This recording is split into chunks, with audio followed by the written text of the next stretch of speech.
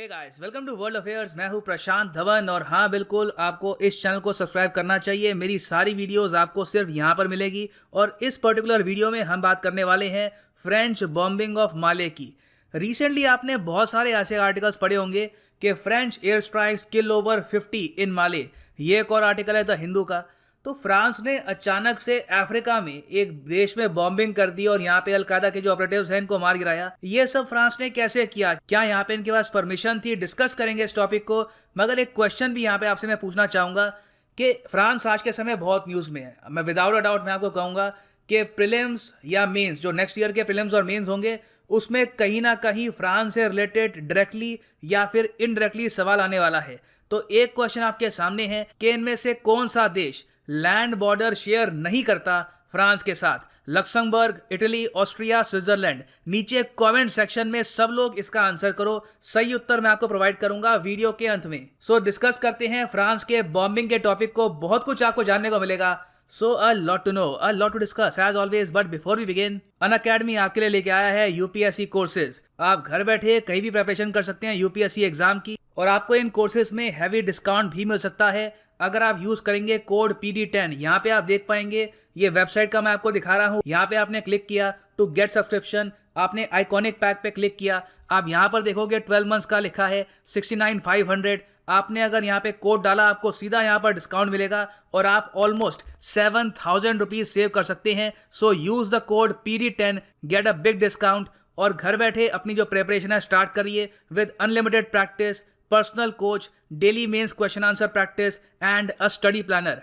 और मैं आपको यही बता दूं कि जो पेमेंट का प्रोसेस है बहुत ही सिंपल है। बहुत सारे आपके पास ऑप्शंस हैं, UPI, net banking, wallets, cards, you can even pay in parts, so it is very flexible. Invest in your future, invest in yourself. Go for the Unacademy iconic course today. अब यहाँ पे first question सामने आता है कि जो France ने bombing करी है अलकायदा के ऑपरेटिव्स पर, क्या ये एक बदला था नीस की बिहेडिंग का? आपको पता होगा कि रिसेंटली 29 अक्टूबर 2020 को फ्रांस की सिटी नीस में एक चर्च में एक आदमी ने अटैक किया था, कई लोगों को मारा, एक औरत की बिहेडिंग करी गई। तो क्या उसकी ये रिवेंज थी? आप कह सकते हैं बिल्कुल ये रिवेंज लग रही है, क्योंकि 29 अक्टूबर को ये अटैक हुआ, टेररिस्ट अटैक, और उसके बाद 30 अक्टूबर को फ्रांस ने हैवी बॉम्बिंग करी है माले में। और इसके बारे में रिसेंटली रिवील किया है फ्रांस की डिफेंस मिनिस्टर फ्लोरेंस पार्ले ने। नाउ फ्रेंच गवर्नमेंट इतनी जल्दी से एक्शन क्यों लेगी? क्या यहाँ पर लोगों को मैसेज सेंड किया जा रहा है? जी हाँ, देखो, पहली बात तो जो नीस में अटैक हुआ था, इससे लोगों का जो मोराल है फ्रांस में ये काफ़ी हद तक गिर गया था। मोराल उठाने के लिए भी ये करना इंपॉर्टेंट था। उसके अलावा फ्रांस में चुनाव काफ़ी हद तक नज़दीक हैं। आपको पता है कि 2020 ऑलमोस्ट ख़त्म ही हो चुका है और 2021 के बाद फ्रांस में 2022 में होंगे इनके बहुत ही important French presidential election. France में ये इलेक्शन होते हैं 5 साल में एक बार। और इमैनुअल मैक्रोन आज के समय काफ़ी क्राइसिस फेस कर रहे हैं। इनकी डिसअप्रूवल रेटिंग काफ़ी हाई है, लोग इनसे नाराज़ हैं। एक रीज़न तो यह है इकॉनमी काफ़ी हद तक पुअरली परफॉर्म कर रही है। फिर फ्रांस में जो कोविड-19 के केसेस हैं ये भी काफ़ी हद तक बढ़ रहे हैं। तो फ्रांस में आने वाले एक साल में राष्ट्रवाद, नेशनलिज्म और नेशनल सिक्योरिटी ये एक बहुत ही बड़ा इशू रहने वाला है। और जो ये बॉम्बिंग की न्यूज़ आपने सुनी है माले में, इस टाइप की न्यूज़ इन द फ्यूचर आपको काफ़ी सुनने को मिलेगी टिल द 2022 इलेक्शंस। तो ये तो मैंने आपको दिखा दी है कुछ डायनामिक्स, मगर क्वेश्चन फिर भी रहता है कि फ्रांस ने माले में जाकर बॉम्बिंग क्यों करी और इनके पास ये अथॉरिटी कैसे आई? माले ने यहाँ पे प्रोटेस्ट क्यों नहीं किया कि आपने हमारी ज़मीन पर बॉम्बिंग क्यों करी है? वेल, इसका रीज़न यहाँ पर यह है कि फ्रांस बहुत ही लंबे समय से एक बहुत ही इंपॉर्टेंट ऑपरेशन लीड करता आ रहा है अफ्रीका के इस रीजन में, और इस ऑपरेशन का नाम है ऑपरेशन बरखान। जी हाँ, इसको प्रोनाउंस करने का तरीका है ऑपरेशन बरखान।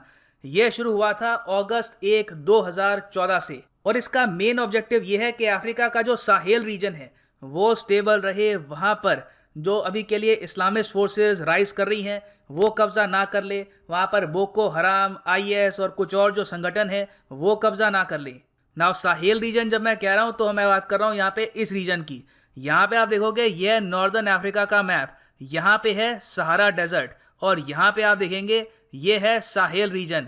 बहुत से देश साहेल रीजन में आते हैं, मॉरिटानिया, माले, नाइगर, चैड, सुदान, एरित्रिया। जो लिस्ट है कंट्रीज की, बुर्किना फासो का भी कुछ रीजन यहाँ पे आता है। All these countries are part of the Sahel region. अब नेक्स्ट क्वेश्चन आपका होगा कि क्या पूरा जो साहेल रीजन है वहाँ पे इंसर्जेंसी हो रही है, प्रॉब्लम्स हैं?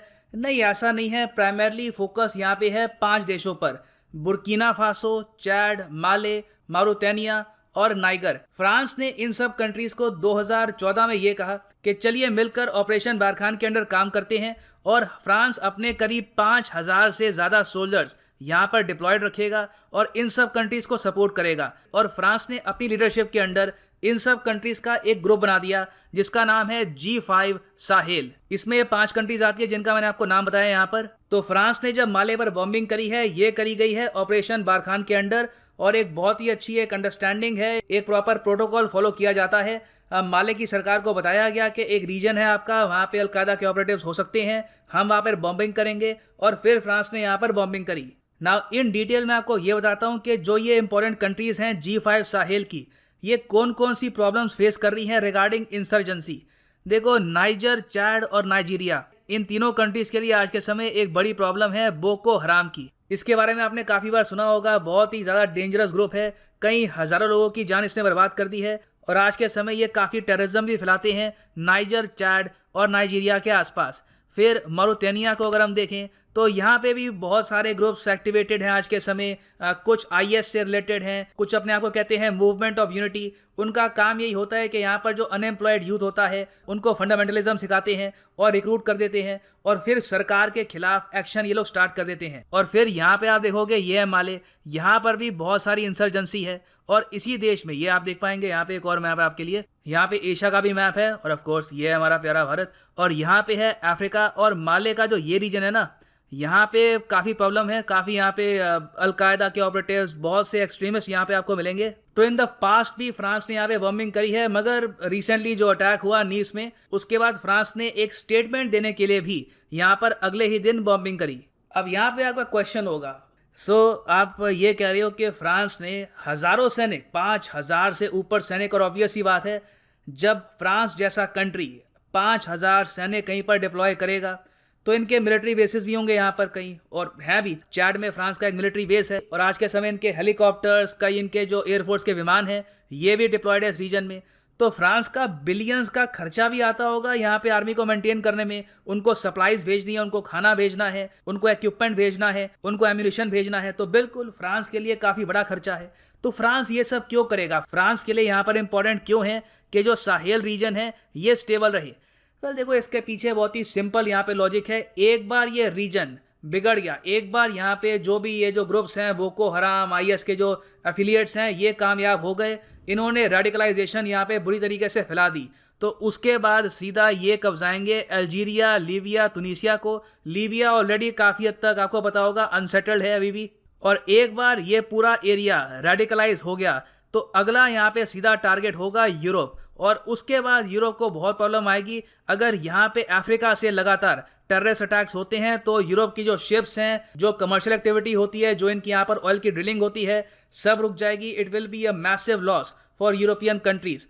तो फ्रांस ने यहाँ पर ओपनली वो कहते हैं हमने रिस्पॉन्सिबिलिटी उठाई है और हम स्टेबल रखेंगे अफ्रीका को, मगर ये सब तो बात होती है जो सरकार कहती है दुनिया के सामने। कुछ यहाँ पे फ्रांस के इंटरनल इंटरेस्ट भी होंगे ऑब्वियसली। दुनिया में इतनी अच्छाई तो खैर कोई देश दिखाता नहीं है। फ्रांस के यहाँ पे कोई डीपर इंटरेस्ट भी होंगे, तो वो भी बिल्कुल है। फ्रांस की कई कंपनी हैं, both private and government companies, जिनका बिलियंस का इंटरेस्ट है इन द साहेल रीजन, और वो चाहते हैं कि यहाँ पर स्टेबिलिटी मेंटेन रहे और जो रेडिकल ग्रुप्स हैं इन कंट्रीज पर टेक ओवर ना करे। अब इसमें फॉर एग्जांपल फ्रांस की एक बहुत ही फेमस कंपनी है ओरानो। अब फ्रेंच में इसकी जो प्रोनाउंसिएशन है थोड़ी डिफरेंट है, मैं इंडियन एक्सेंट में बोल रहा हूँ। ओरानो ये काम करते हैं in the field of nuclear power, uranium enrichment. तो इनकी बहुत सारी माइंस आपको मिलेगी इन नाइगर। नाइगर में यूरेनियम माइंस काफ़ी हैं, तो इनके बहुत ही डीप इकोनॉमिक इंटरेस्ट है वहाँ पर। तो ये फ्रांस की सरकारी कंपनी है, ऑब्वियसली ये चाहेंगे कि नाइगर यहाँ पर स्टेबल रहे। उसके अलावा एक और फ्रांस की कंपनी है टोटल, आप कभी गूगल करिएगा, बहुत ही ज़्यादा बड़ी oil and natural gas corporation है, जिसको फाउंड किया गया था इन 1924। इन लोगों की बहुत सारी ऑयल की फील्ड्स हैं इन माले, उसको भी बचा के रखना है। ये भी बिलियंस की इन्वेस्टमेंट है यहाँ पर। फाइनली फ्रांस को एक स्ट्रेटेजिक एडवांटेज भी मिलता है अफ्रीका में, क्योंकि इनका एक मिलिट्री बेस भी है चैड में। तो ये सब रीजंस हैं जिसकी वजह से फ्रांस यहाँ पे बलिदान दे रहा है, और बिल्कुल बलिदान इन्होंने दिया है। फ्रांस के सोल्जर्स ऑलमोस्ट हर कुछ महीनों में यहाँ पे मरते हैं। रिसेंटली एक अटैक हुआ था फ्रेंच सोल्जर्स पे कुछ ही महीने पहले, 5 फ्रेंच सोल्जर्स मारे गए थे। यहाँ पे आप देखेंगे आर्टिकल है, French soldiers killed in Male armoured vehicle attack. तो यहाँ पर जो टेररिस्ट हैं, जो यहाँ पर मिलिटेंट ग्रुप्स हैं, बहुत अग्रेसिव हैं, बहुत खूंखार हैं और काफ़ी बार ये लोग एक बार को 100 लोग अपने मरवा लेते हैं, मगर फ्रांस के 5-6 सोल्जर्स ये इंश्योर करते हैं कि मर जाएं। सो सिचुएशन मैं कहूँगा यहाँ पे काफ़ी ख़राब है। और इवन दो फ्रांस के यहाँ पे इकोनॉमिक इंटरेस्ट काफ़ी डीप हैं, मगर साथ ही साथ हमको ये भी कहना होगा कि अगर फ्रांस ये सब ना करता तो आज के समय अफ्रीका और भी ज़्यादा डिस्टेबलाइज हो चुका होता। सो फाइनली हम वापस आते हैं अपने क्वेश्चन पे कि which of the following countries do not border France. तो यहाँ पे जो सही उत्तर है ये है सी, ऑस्ट्रिया। यहाँ पर आप देख पाओगे ये मैप है फ्रांस का, ये यहाँ पे है फ्रांस, यहाँ पे है स्पेन, स्विट्जरलैंड, इटली यहाँ पर है, लक्समबर्ग यहाँ पे है, ये है यहाँ पर बेल्जियम और ये है जर्मनी, और ये यहाँ पर दूर है Austria. Does not share a land border with France. तो इसी के साथ वीडियो करते हैं ख़त्म। उम्मीद करता हूँ आपको क्लैरिटी मिली होगी, कुछ जानने को मिला होगा इस वीडियो में। Thanks for listening and as always God bless you all.